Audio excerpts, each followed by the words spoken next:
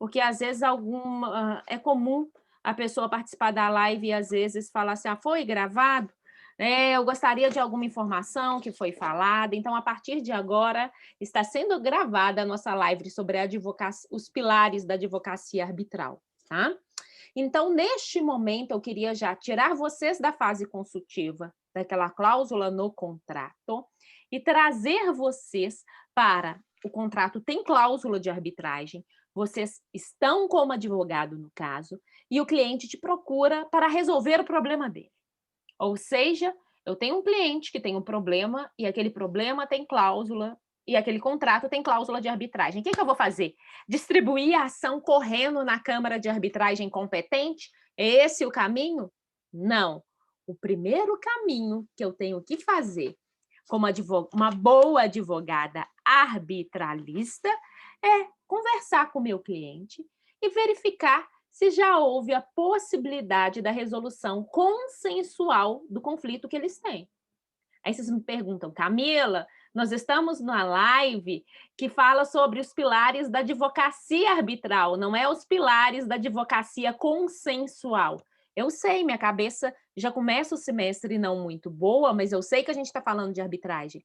Mas o fato de nós termos arbitragem dentro do procedimento, a cláusula compromissória, a convenção arbitral, não significa que o advogado arbitralista não vai tentar a fase autocompositiva.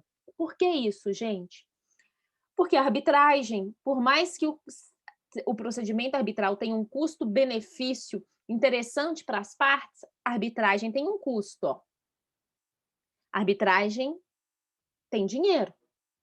Então, o que acontece? Às vezes é um tipo de conflito que a parte gastaria menos se fosse resolvido de forma consensual através de uma negociação.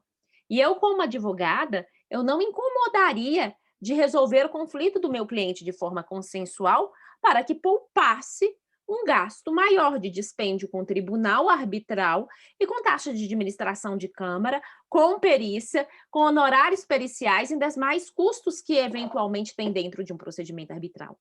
Então, o bom advogado arbitralista não é aquele que vai a ferro e fogo estar eventualmente distribuindo um procedimento arbitral porque deu problema. Deu problema, ok.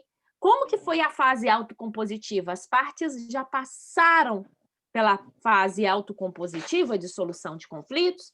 É o primeiro ponto, gente. Superar a fase autocompositiva. Não foi possível resolver através de uma negociação. Aí o advogado arbitralista já instaura a arbitragem? Não. O bom advogado arbitralista, o que vai fazer? Vai verificar a rastreabilidade de êxito do procedimento arbitral. Fala até devagar, coisa que normalmente eu não faço. Rastreabilidade do êxito do procedimento arbitral. O que significa isso? Vai verificar qual o interesse do seu cliente, quais as provas que serão possíveis produzir dentro do procedimento arbitral para convencer os árbitros que o meu cliente está correto. Porque eu não posso simplesmente instaurar um procedimento arbitral. Poder eu posso, mas eu estou falando, eu não devo, principalmente como uma boa advogada da área, instaurar um procedimento arbitral sem ter segurança do mínimo de êxito do meu cliente que eu estou patrocinando. A arbitragem é uma aventura que custa dinheiro, é uma aventura muito técnica, em que os profissionais, os árbitros, como vocês sabem, o tema aqui não é o papel dos árbitros nem a função dos árbitros, mas são profissionais que tecnicamente dominam a matéria. Aí vocês me perguntam, Camila, como que é feita essa rastreabilidade? Essa rastreabilidade, se for um conflito pequeno, pode ser realizado pelo próprio corpo jurídico do escritório de advocacia, diante do know-how deles, quais os tipos de provas, com entrevistas com as partes, se as partes forem empresas, com atores principais dentro daquela empresa previamente, como se for uma arbitragem maior, essa rastreabilidade eu posso contratar um escritório de perícia, um perito, para me entregar um laudo unilateral para eu ter visibilidade da possibilidade de êxito naquele procedimento. Não quer dizer, gente, que essa rastreabilidade do êxito vai me dar segurança absoluta que eu vou ganhar, tá? dentro do procedimento arbitral, mas pelo menos eu não vou de cara solicitar a instauração de um procedimento arbitral para que, eventualmente, eu corra algum risco de ter um procedimento arbitral distribuído e, sem preparo nenhum, o meu cliente ter chance zero de ganhar a arbitragem, tá? Além de verificar a rastreabilidade, eu vou conversar com o meu cliente sobre o tempo do procedimento arbitral, por mais que é um tempo mais célere, bem mais célere do que um procedimento judicial. A gente tem um tempo dentro da arbitragem e o custo do procedimento arbitral.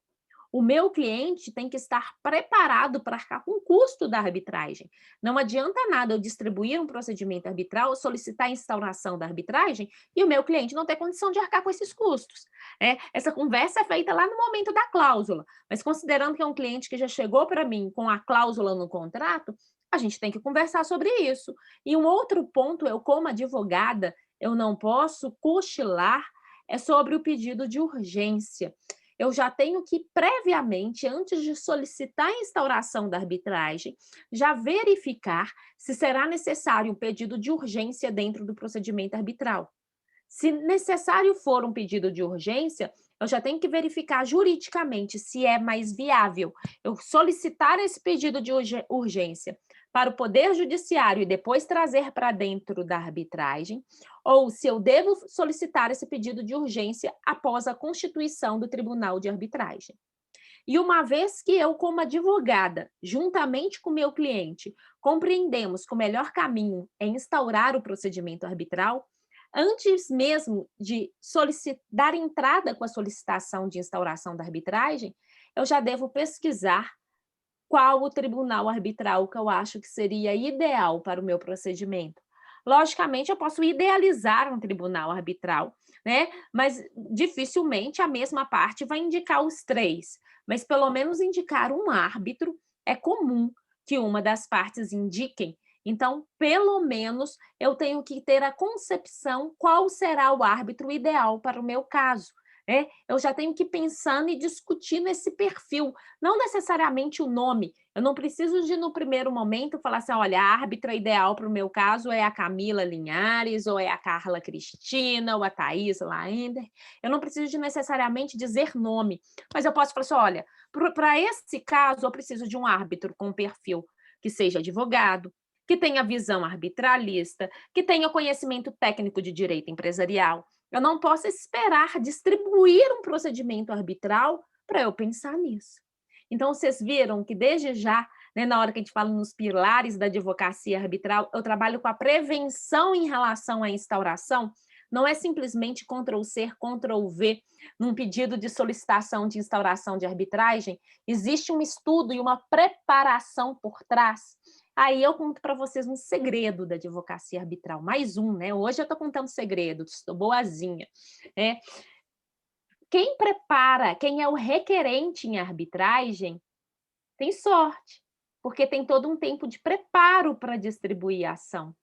E quem é chamado dentro da arbitragem, a parte contrária, que nós damos a nomenclatura de requerida, ela é surpreendida, porque ela não tem time, ela não tem tempo para pensar na rastreabilidade, para pensar no árbitro. O prazo dela é aquele prazo que já está dentro do regulamento de arbitragem. Então, dentro de um procedimento arbitral, se vocês me perguntarem, Camila, qual é a melhor posição estar como advogada? Estar como patrocinando a parte requerente ou a parte requerida? Sem dúvida nenhuma, a parte requerente, porque com a parte requerente, eu, Camila, como advogada, tive tempo de fazer o planejamento jurídico estratégico daquele procedimento arbitral. E como advogada da parte requerida, lógico que eu vou fazer o planejamento estratégico, mas será num tempo muito menor.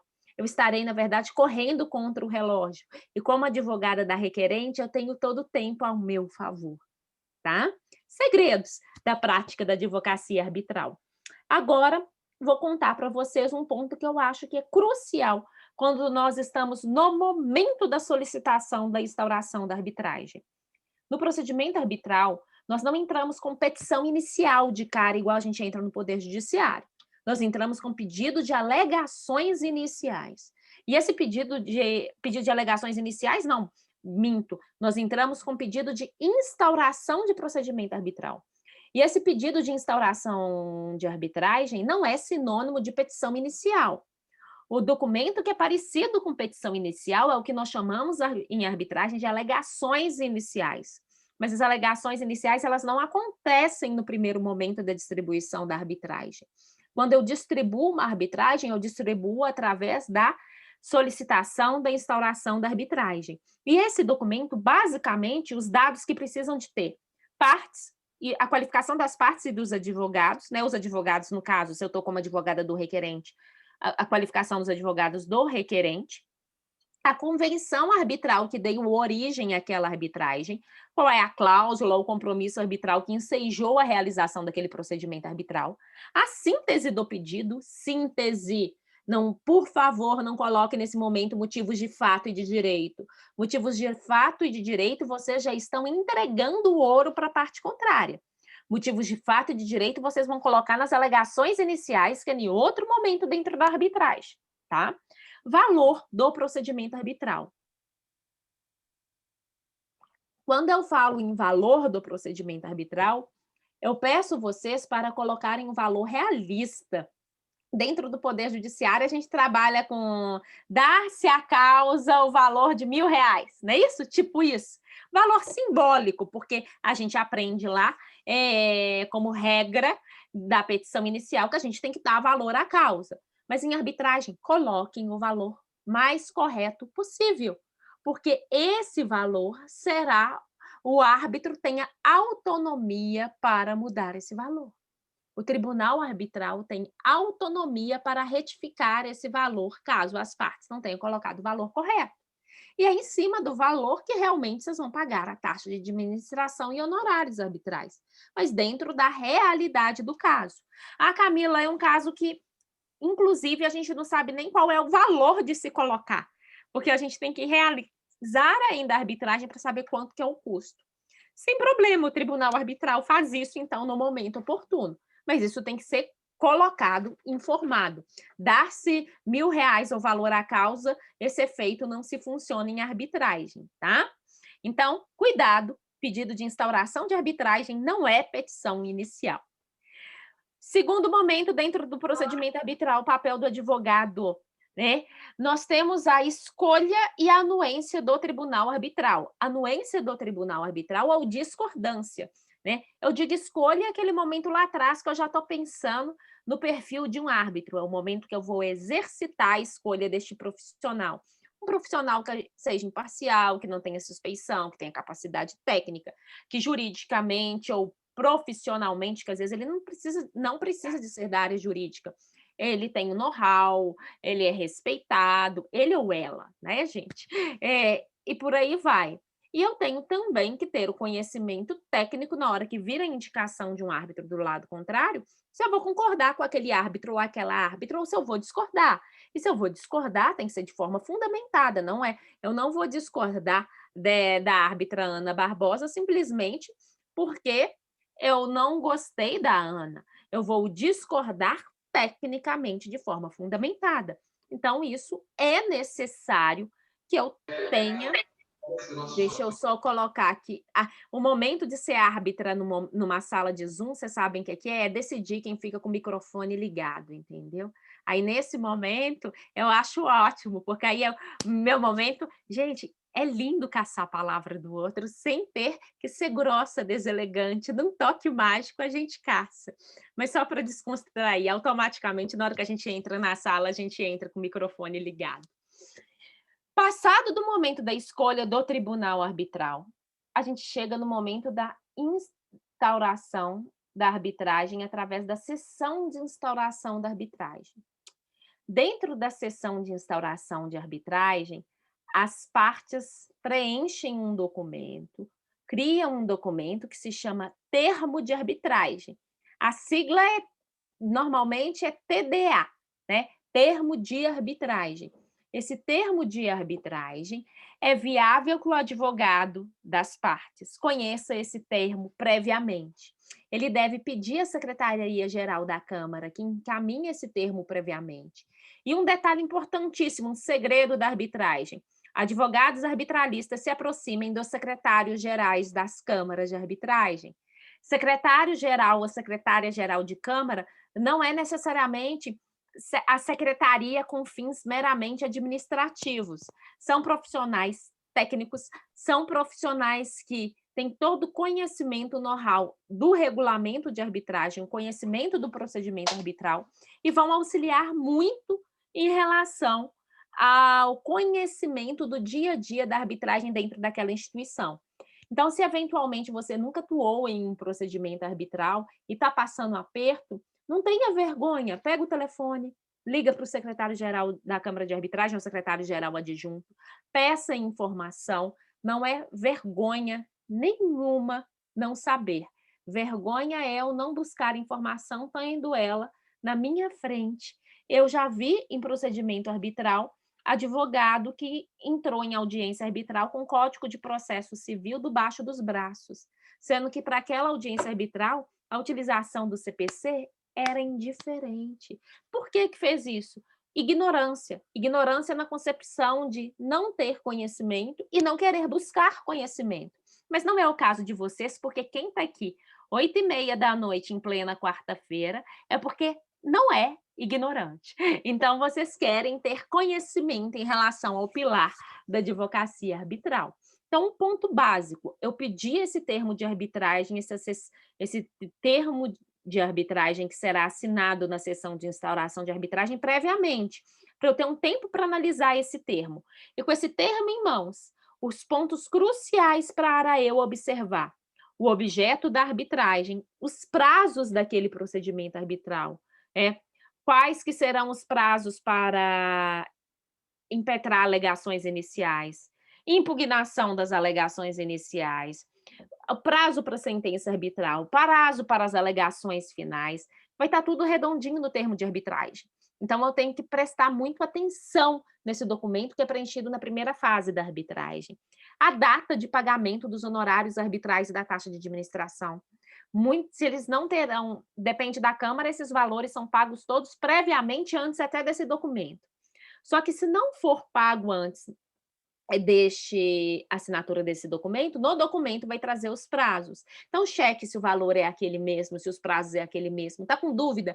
Ligue para a secretária-geral da Câmara, para o secretário-geral, para que não passe por situação desconfortável por falta de conhecimento numa questão técnica arbitral.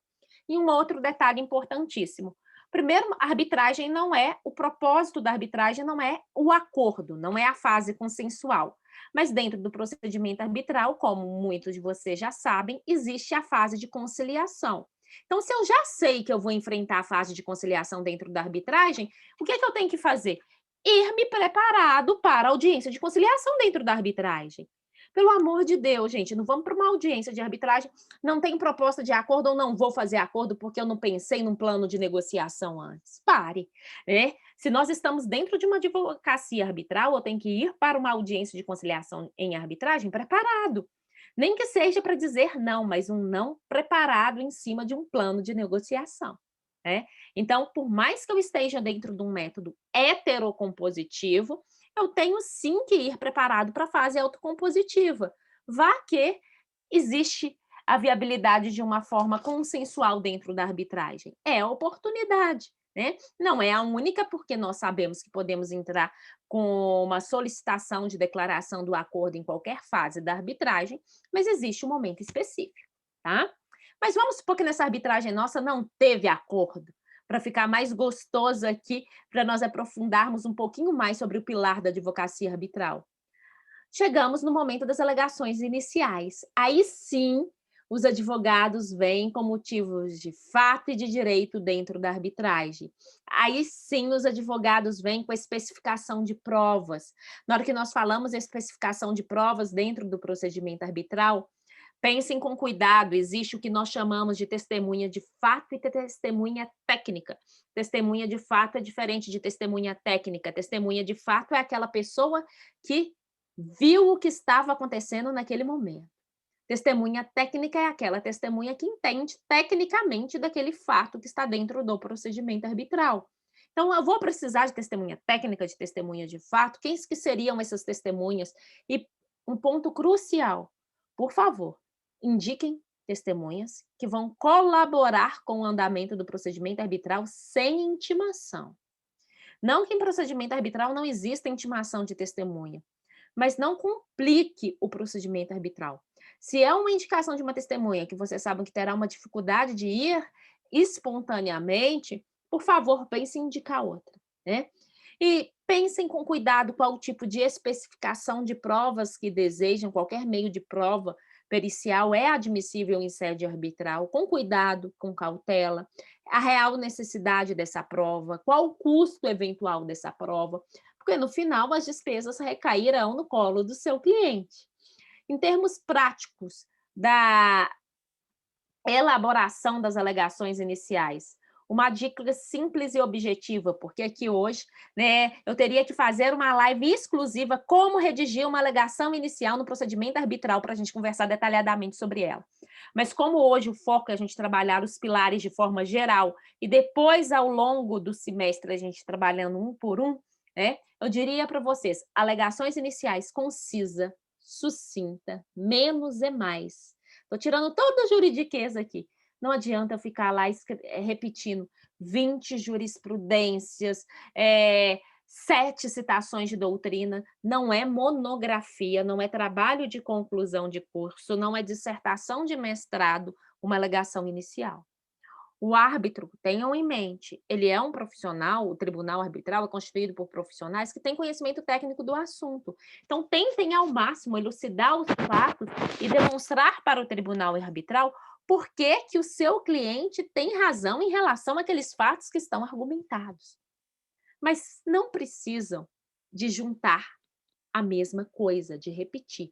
Não tem nada mais chato do que você ter 10 jurisprudências falando a mesma coisa. O tribunal arbitral não precisa disso. Quer mostrar que esse é o entendimento que tem dentro do direito? Cita 2. Coloca 3 referências, mas não precisa de vir. O que você pode escrever em 10 páginas não precisa de virar 100, tá? E outra coisa, uma alegações iniciais organizada, numerada, com post-it pequenininho, aqueles coloridinhos, se necessário for, para identificar para o tribunal arbitral quais os documentos que estão chegando, referente ao quê? Olha, aqui está o contrato que tem a convenção arbitral, aqui está o contrato referente a parceria, a prestação daquele serviço, aqui está a procuração, aqui está demais documentos. Facilite a vida do tribunal arbitral. Seja um facilitador, não dificultador, porque se o tribunal arbitral precisa de ter em mãos aquilo para poder chegar à sua decisão, quanto mais claro você deixar na frente dele, melhor é. Porque tem procedimentos arbitrais que são pequenos, que são às vezes 2 volumes, 3 volumes. Eu já participei de procedimento arbitral que ele circulava entre um árbitro e outro indo de caminhonete, de tanto que eram os volumes dentro do procedimento arbitral. Graças a Deus, a tecnologia vai chegando e a gente vai tendo cada vez mais a inexistência de se utilizar o papel físico, né? Mas mesmo assim, nós não precisamos de juntar documento que não tem utilidade, principalmente, gente, documento repetitivo. É muito feio para um advogado, principalmente um advogado arbitralista, porque saibam, o tribunal arbitral vai examinar documento por documento, ficar juntando documento repetitivo. O tribunal arbitral vai ver, não precisa de juntar aquele documento 10 vezes, tá? Fica a dica.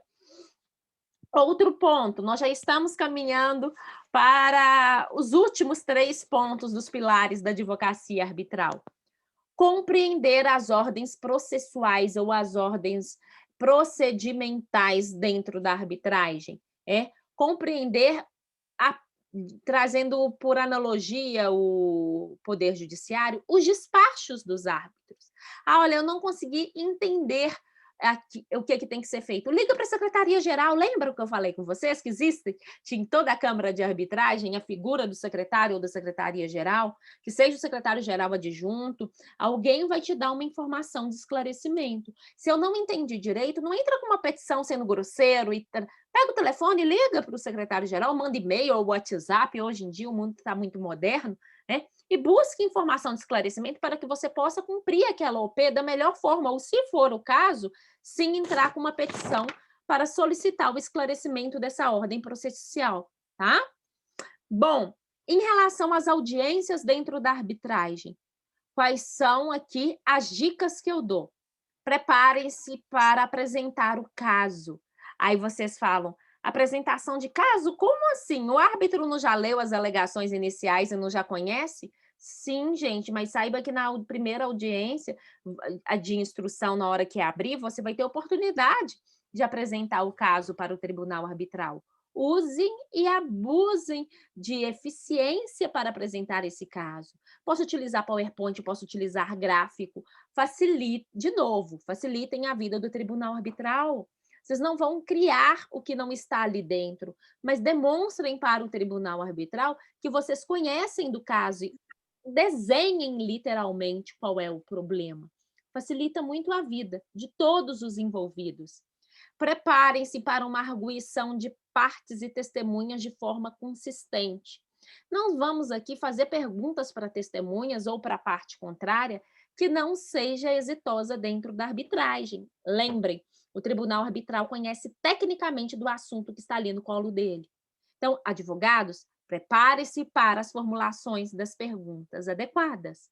Preparem-se também para a oitiva do perito, que é o que é raríssimo acontecer dentro do Poder Judiciário e que tem frequentemente dentro da arbitragem, né?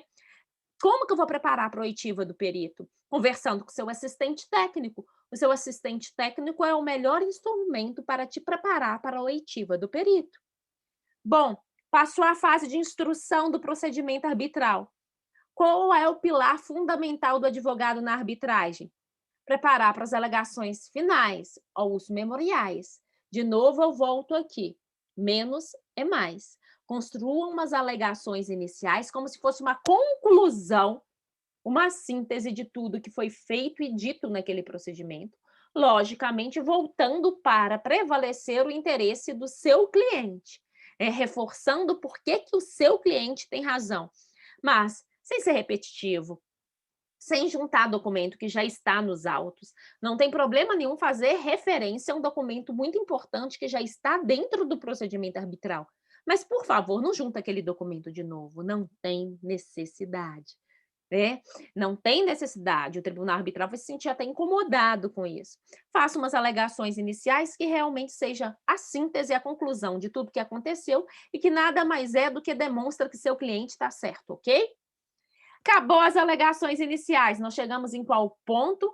Nós chegamos na sentença. Eu tenho que acompanhar se a sentença foi proferida dentro do prazo, porque se a sentença não foi proferida dentro do prazo, em arbitragem, um dos pontos que pode ocasionar nulidade do procedimento arbitral é sentença proferida fora do prazo. Então, eu tenho que ficar atenta em relação a isso, encaminhar uma notificação para o tribunal arbitral, se for o caso. Recebi a sentença arbitral. A minha obrigação é lê-la, compreendê-la, interpretá-la e verificar se é caso de entrar com pedido de esclarecimento. Essa fase da arbitragem é importante demais, gente. Não tem recurso ao procedimento arbitral. Então, por favor, recebeu a sentença arbitral, verifiquem com atenção se ficou algum ponto omisso, algum ponto obscuro, algum ponto contraditório, entre com pedido de esclarecimento. Mas entre com pedido de esclarecimento respeitoso em relação ao tribunal arbitral. Não é para desconstituir tudo que foi feito, mas para fazer com que o tribunal arbitral, eventualmente, não digo volte atrás da sua decisão, porque o pedido de esclarecimento não é para mudar nada no mérito, mas que o tribunal arbitral consiga enxergar onde ficou obscuro, onde eventualmente está contraditório, porque às vezes o pedido de esclarecimento ele vem com uma linguagem tão agressiva e tão assertiva que o tribunal arbitral não tem nem o cuidado de escutar o que está escrito naquela petição inicial e nem reaprecia o que foi pedido, né? Então, faça um pedido de esclarecimento digno, respeitoso para ser apreciado para o tribunal arbitral. Lembre, o tribunal arbitral é constituído por pessoas não gostam de errar. Se eu entrei com pedido de esclarecimento é porque o tribunal arbitral cometeu algum equívoco, ou pelo menos eu acho que ele cometeu algum equívoco. E ele vai ter que voltar atrás, ou pelo menos admitir que realmente deixou obscuro, admitir que não está tão claro. Então, se eu for com uma linguagem mais gentil, mais sutil, o meu índice de possibilidade de conseguir fazer com que eu seja escutada é mais viável. E outro ponto, não entrem com pedido de esclarecimento por má-fé. O tribunal arbitral pode alegar litigância de má-fé se a parte tiver postergando o cumprimento da sentença arbitral utilizando do artifício de pedido de esclarecimento. Pedido de esclarecimento em fase de sentença arbitral é para ser utilizado se necessário for. Se não for, vamos deixar transitar e julgar o procedimento arbitral. E aí o meu ponto dentro da arbitragem será o quê? O meu ponto na arbitragem será ou preparar meu cliente para cumprir a sentença arbitral, preparar meu cliente para nós entrarmos com uma anulação da sentença arbitral dentro do Poder Judiciário. E nesse ponto eu chamo uma atenção novamente. O nosso foco aqui, né, era discutir os principais pilares da advocacia dentro da arbitragem, não da advocacia pós-arbitral, mas eu já estou adiantando aqui em relação ao pós-arbitral, que também cai no colo do advogado arbitralista. Não entrem com pedido de anulação da sentença arbitral sem necessidade. Um pedido de anulação da sentença arbitral com sentido de apelação, porque nós temos ciência que pedido de anulação da sentença arbitral não é sinônimo de apelação. Dentro da lei de arbitragem, nós temos os motivos específicos para postularmos uma anulação da sentença arbitral. Então, eu devo entrar com uma anulação de sentença arbitral se realmente necessário for. Se não for, eu não devo e não preciso utilizar desse artifício. Se meu cliente não vai cumprir a sentença arbitral, eu tenho que pará-lo para esse cumprimento espontâneo, ou se a parte contrária não cumprir espontaneamente, eu tenho que preparar para a execução da sentença arbitral. E o advogado não deve demorar muito para realizar esse feito, porque o interesse do seu cliente é ter o direito dele satisfeito através da decisão. Então, eu diria para vocês, num tempo de flash de 45 minutos, que o principal pilar da advocacia arbitral é eu conhecer a arbitragem. Não conheço, ter modéstia e buscar informação dentro da possibilidade e planejar a gestão estratégica de um procedimento arbitral. Eu não posso agir dentro de um procedimento arbitral como, de algumas vezes, me permite o Poder Judiciário, porque o Poder Judiciário, eu sei que, às vezes, o que acontece? Eu posso entrar com recurso, não tem problema. Então, eu tenho que, dentro do procedimento arbitral, ter a consciência que aquele momento é o momento de eu conseguir defender os interesses do meu cliente. Então, é aquele momento que eu tenho que estar atento e não deixar passar cada momento que acontece dentro do procedimento arbitral. Bom, gente, falei muito e sem parar, né? Sem nem respirar, bebendo alguma água de vez em quando. Mas quem me conhece sabe que eu falo assim mesmo. Alguém tem alguma dúvida, alguma crítica? De forma geral, eu peço para vocês desculpa pelo número de informações que eu passei aqui para vocês, mas como o foco nosso era trabalhar os pilares da advocacia arbitral, eu não podia ficar na zona de conforto e trabalhar um pilar só. Eu trouxe todos, mas eu prometo pensar com carinho ao longo do ano, não vou falar do semestre, não, ao longo do ano, a gente trabalhando cada pilar de forma detalhada. Mas o que eu queria realmente é trazer para vocês pontos práticos do dia a dia da advocacia arbitral, que às vezes ninguém fala.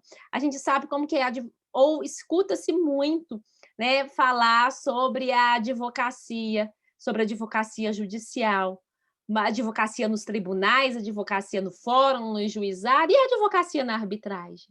Aí, a primeira vez minha na advocacia, na arbitragem, eu me sinto totalmente perdido, porque eu não tenho segurança sobre como é. Então, que depender de mim, quem já está na arbitragem, nós vamos trocando figurinha e compreendendo melhor, e quem vai enfrentar um procedimento arbitral pela primeira vez, contem comigo, tá? Maildinha, coloca para mim, por favor, o e-mail do NUSC aí, porque nem eu estou sabendo. A Francilene falou assim, que tá... meu pai, eu estou até tonta. É esse meu propósito, tá? Recebi uma mensagem no privado falando que gostou e gostaria de assistir às próximas. Agradeço muito a presença. E a Maílde já vai deixar aí o e-mail do NUSC, encaminhe um e-mail para a gente que a gente coloca na lista dos nossos eventos, que aí a gente encaminha com frequência. Carlinha, suspeita, né, Carlinha? Nós Adoro, brilhamos, Camilinha. nós brilhamos. Ô, Muito Camila, deixa eu só tirar diga. uma dúvida aqui, que eu acho que eu peguei na metade, eu não entendi muito bem. Naquela parte que você falou sobre a conciliação na arbitragem, é, é, é como Bom, se fosse que mudasse, ou eu não entendi muito, eu fiquei voando assim, voei. Bom, Carlinha, o que acontece? Dentro da arbitragem, a lei de arbitragem determina que nós tenhamos a fase de conciliação. A arbitragem é um método heterocompositivo, não é um método consensual. Mas antes de nós irmos para a fase de instrução da arbitragem, de alegação inicial, impugnação, prova de um lado, prova do outro, antes da arbitragem virar um ringue civilizado, nós temos que tentar a fase de conciliação, mas isso em uma audiência. E, normalmente, essa audiência que é tentada a conciliação é a mesma audiência da sessão de instauração de arbitragem. Olha, não teve acordo, as partes já assinam o termo de arbitragem, tá? A arbitragem não é conciliação, mas dentro da arbitragem existe a fase de conciliação, que se as partes estiverem preparadas para um método para resolver de forma consensualmente, elas conseguem resolver lá, tá? Entendi, tá. Obrigada. De nada, querida. Bom, temos aqui, eu estou recebendo mensagem que temos pessoas que é da Bahia. Obrigada. A vantagem de nós termos aqui, né, a live é que nós não precisamos de estar no estado de Minas Gerais, embora eu sou bairrista, tá, gente? Vem para Minas, tem cupom de queijo, goiabada, queijo, docinho de leite, mas Bahia tem acarajé, tem água de coco e o mar que nós mineiros não temos. Então, Minas com Bahia dá um casamento bom. Tatiane já está querendo perguntar quando vai ser a próxima. Bom, Tati, eu não sei a próxima sobre arbitragem especificamente, eu estou fechando o calendário ainda, mas uma data que eu sei que nós vamos ter no dia 8 de março. Eu não sei se vai ser a próxima live do NUSC, mas 8 de março já está pertinho. Mas é uma data que eu já fechei hoje, que vamos ter, dia 8 de março, é o Dia Internacional das Mulheres, e nós vamos ter as mulheres do NUSC debatendo a resolução adequada de conflitos. Então, será uma live comigo, com a professora Jéssica Gonçalves e com a professora Eliane Pimenta. A Eliane, ela é psicóloga, a Jéssica, ela é também advogada, mas com uma visão muito humanista em relação à forma de resolução de conflitos adequada no âmbito penal, através da justiça restaurativa. E eu, que não sou fiel, saio transitando pelos métodos adequados, cada hora eu estou namorando com um, mas nós vamos bater um papo bom, tá? Sérgio está perguntando se o trabalho do semestre passado irá continuar. Sérgio, são tantos trabalhos do semestre passado que eu não sei nem o que eu te respondo. Mas, de forma pontual, o projeto Arbitragem, que a UNA apoia, ele continua, né, num outro patamar. Os alunos que fizeram a formação das turmas do ano passado agora serão treinados sobre a questão do direito material e da arbitragem. Vocês serão devidamente informados. E nós teremos vários projetos de extensão referente à resolução adequada de conflitos patrocinados pelo NUSC. Deixa eu ver a turma. A turma quer saber da lista. Ô, gente, vocês vêm aqui para ter lista? Lógico, né? Certificado. Imagina, colocar no Lattes, colocar no LinkedIn, que tem um curso de os pilares da advocacia arbitral. Além de ser chique, é totalmente útil hoje, tá? Parabéns, coraçãozinho. Bom, gente, eu acho que é isso. Alguém mais quer fazer alguma pergunta neste momento? Dou-lhe uma? Deixa eu ver. Dou-lhe duas? Obrigada, Lu. Bom, algumas perguntas aqui, como que faz para se inscrever em curso, em palestra? Manda essas perguntas para a gente no e-mail, que aí vai ser mais fácil para a gente, porque o curso depende do curso. Se são cursos de extensões menores, a gente, na hora que a gente divulga, igual a gente divulgou essa palestra, a gente já divulga o link, já tem o edital e vocês acessam facilmente a inscrição. Se é um curso que vai durar o semestre todo, ele tem algumas características. Tem cursos que são específicos para alunos, tem cursos que são abertos para qualquer profissional. Eu estou falando aqui dentro porque nós estamos dentro do NUSC, mas dentro, as nossas lives e os cursos de extensão menores são normalmente abertos a toda a comunidade. Graduado, aluno ou não aluno da instituição, tá? Nós prezamos pela autonomia, pela difusão do conhecimento. E eu sou fácil de encontrar, vocês me encontram fácil por aí. Quem está dentro da instituição me encontra dentro do NUSC ou em sala de aula. Quem está dentro da arbitragem me encontra pelas instituições de arbitragem. E a gente se encontra também, né, nas redes sociais, é fácil a gente ter acesso, tá? Então, eu gostaria de agradecer muito vocês pela companhia aqui nesse momento, principalmente na companhia que vocês receberam o link no último segundo, mas não foi bullying com ninguém não, tá, gente? O bullying foi geral, foi com todos. E espero ter agregado um pouquinho esse conhecimento para vocês, que compartilhar a prática possa ser útil na vida profissional de cada um. Agradeço muito, tenham uma excelente noite, descansem, quem puder descansar. Quem não for descansar, faça um resumo agora do que a gente falou aqui e fiquem à vontade, né, para encaminhar críticas, sugestões posteriormente, porque é assim que a gente vai aprendendo, tá? Muito obrigada mesmo e fiquem em paz. Tá? Um grande abraço a todos vocês. E quem precisa do certificado e não colocou a lista, preencha, tá? Beijo, gente. Tchau, tchau. Obrigada, viu, Maildinha? Bom te ver. De nada, prof. Boa noite. Boa noite.